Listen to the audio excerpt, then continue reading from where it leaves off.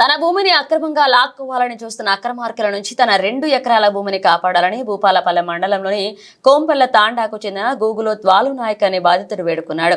జయశంకర్ భూపాలపల్లె జిల్లా కేంద్రంలోని Kakatiya press club లో ఏర్పాటు చేసిన మీడియా సమావేశంలో బాధితుడు మాట్లాడుతూ మున్సిపాలిటీ పరిధిలోని పుల్లూరి రామయ్యపల్లెకి చెందిన బద్రు నాయక్ అనే వ్యక్తి తాను వ్యవసాయం చేసుకుంటున్న భూమి వద్దకు వచ్చి బెదిరిస్తున్నారని వాపోయారు.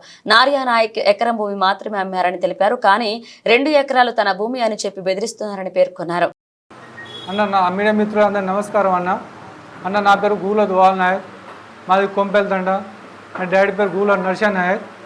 అన్న మా డాడీ 1984లో 3 ఎకరాల భూమి తీసుకున్నాడు. అన్న కొంపెల్ శివారు 75 సర్వే నెంబర్ల 84 నుంచి మా డాడీ అట్లనే వ్యవసాయం చేసుకుంటూ ఉన్నాడు. 2007లో మా డాడీ చనిపోయేది ఉండి మా డాడీ చనిపోయిన తర్వాత మా అన్నదమ్ముల మధ్య గొడవ వచ్చింది.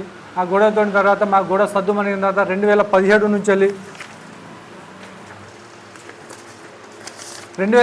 నుంచి నేను వ్యవసాయం చేస్తున్నాను. నేను వ్యవసాయం చేసుకుంటాను. నాకు బద్రు నాయకు మీ అయ్య నాకు భూమి అమ్మిండు అని అంటే, నీకు ఎప్పటి అమ్మిండు, ఎప్పటి అమ్మిందా కాగితం తీసుకురా, కాగితం వరకు నీ భూమి నేను కొలిచిస్తానని చెప్తే ఆయన ఆల్రెడీ కాగితం తీసుకొని వచ్చిండు.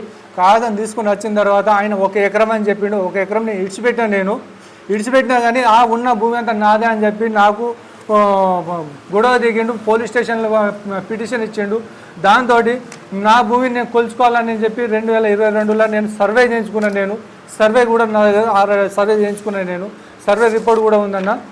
దీనికి సంబంధించిన డాక్యుమెంట్లు అన్నీ ఉన్నాయి. ఆయన ఎకరాన్ని ఆయన ఇడిచిపెట్టిన తర్వాత నాకు ఇక్కడ ఎమ్మెల్యే క్వార్టర్స్ వెనకాల నాకు పంచాయతీ చేసుకొని స్టేషన్లో సిఐ గారు చెప్పిండు, రామ్ నరసింహారెడ్డి సిఐ గారు చెప్పిండు. చేస్తే నేను ఇక్కడ పంచాయతీ చేసుకున్నాను. నేను పంచాయతీ వస్తే అప్పుడు ఎమ్మెల్యే వాళ్ళ బామ్మది గంట సత్యనారాయణ, మన భూపాలపల్లి నియోజకవర్గ ఎమ్మెల్యే వాళ్ళ బామ్మది మాధవరావు కూడా వచ్చిండు. మాధవరావు వచ్చి మేము చెప్పినట్టు మాట వినాలని చెప్పి నాకు ఘనంగా మాట్లాడిండు. నువ్వు చెప్పుడు ఏంది, మేము చెప్పు, మా పెద్దమ్మలు చెప్పినట్టు మేము మాట్లాడతాం అని నేను ఆయనతో ఘనంగా మాట్లాడిన తర్వాత పెద్దమ్మ అటు పోయిరు.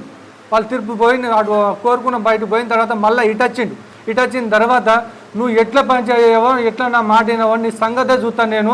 నువ్వు ఎట్లా వ్యవసాయం చేస్తావో, నువ్వు వ్యవసాయం చేసి నువ్వు పంట ఇంట్లో ఎట్లా తీసుకుపోతావు, నీ సంగతి అది చేస్తానని చెప్పిండన్న. ఆల్రెడీ వినాయక చవితి రోజు నా 2 ఎకరాల కంది చేను మొత్తం పీకేసిరు. అజ్మేరా బద్రు నాయక్ కొడుకు రమేష్ భార్య అజ్మేరా జ్యోతి